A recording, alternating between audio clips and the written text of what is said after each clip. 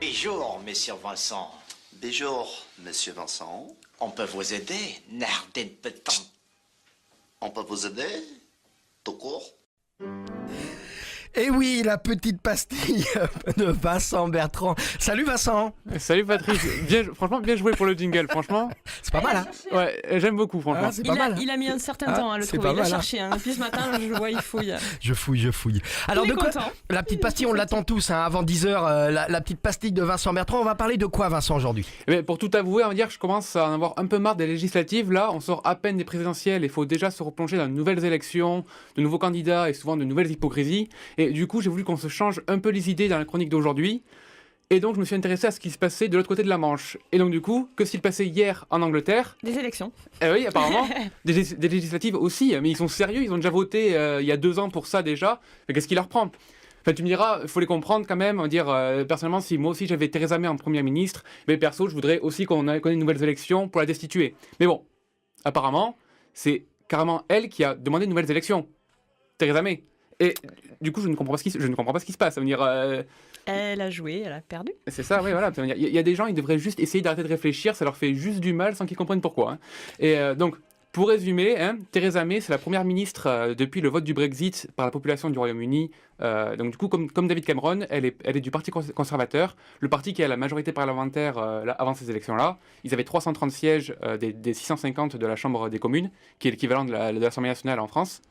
Et donc autant vous dire que la majorité était très légère. Oui, elle était très courte, effectivement. 330 sur 650. Il en faut 326 pour avoir la majorité, donc du coup c'était plus que léger. Ouais. Et donc pour paraphraser Depardieu, ça devait pas toujours être détendu du gland là-bas. Mais du coup, maintenant que le Brexit est officialisé, il faut négocier les termes de la sortie de l'Union européenne. Or, la majorité absolue du Parti conservateur est ce qu'elle est, comme je l'avais dit, à savoir plus que fragile. Et du coup, de ce fait, Theresa May a cru bon de forcer de nouvelles élections afin de renforcer sa majorité et ainsi être sûre d'être maître des négociations dans ce moment crucial de l'histoire du Royaume-Uni. Ou pas. Du coup, non, parce que du coup, le problème, c'est que les gens, ils devraient apprendre des erreurs de l'humanité. Comme Hitler qui aurait dû prêter plus attention aux campagnes de Napoléon pour ne pas se faire avoir par la technique de la terre brûlée pratiquée par la Prusse, Theresa May aurait dû se pencher un peu plus sur l'histoire française avec plus de vigueur. Et oui, parce qu'on se souvient de la dissolution de l'Assemblée nationale décidée par Chirac en 97, alors que sa majorité était écrasante et qui est tombée des nues lorsque la gauche fut élue et qu'une cohabitation vit le jour avec Jospin en Premier ministre. Donc, enfin, après je dis on se souvient, mais bon, pour ma part, c'est plus je l'ai appris plus que je m'en souviens, étant donné que j'avais même pas 6 mois quand ça s'est passé. Mais bon, revenons-en au roast beef. Hier, donc, le Royaume-Uni a voté.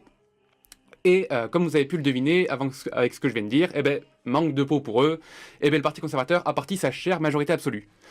Alors, il reste majoritaire par rapport aux autres partis quand même, faut pas le nier, avec 318 sièges, donc bon, c'est quand même une bonne majorité. Et donc vous me direz que ça fait que 12 sièges de moins par rapport à avant, donc sur 650, c'est rien du tout. Mais bon, leur majorité était déjà frêle auparavant, et donc maintenant, elle est encore plus handicapée. D'autant plus que les grands rivaux du Parti conservateur, à savoir le Parti travailliste, ont eux gagné plus de 30 sièges, cumulant donc maintenant 260 sièges dans la Chambre des communes. Il ne leur manque plus grand-chose du coup pour pouvoir renverser la tendance et prendre le contrôle de la Chambre des communes, ce qu'ils attendent plus que tout. Leur chef, Jeremy Corbyn, a d'ailleurs déjà appelé à la démission de May en disant qu'elle avait perdu des voix, des sièges, le soutien et la confiance. Des propos, on va dire, bien cinglants comme on les aime, qui ont au moins le mérite d'être clairs, faut le dire. Et le combat risque donc d'être à présent plus rude que jamais en Angleterre, d'autant plus que Nicola Sturgeon, la présidente du parti écossais, demande à tout prix à ce qu'un référendum à propos de l'indépendance de l'Écosse soit remis sur le tapis, vu que le Brexit a cruellement changé la donne au niveau des cartes. On se rappelle que l'Écosse avait voté en masse pour le maintien du Royaume-Uni dans l'Union européenne il y a 1 an. Sans compter que le Parti conservateur a perdu l'UKIP, un parti europhobe qui aurait pu les aider à appuyer certaines mesures du Brexit dans la Chambre des communes.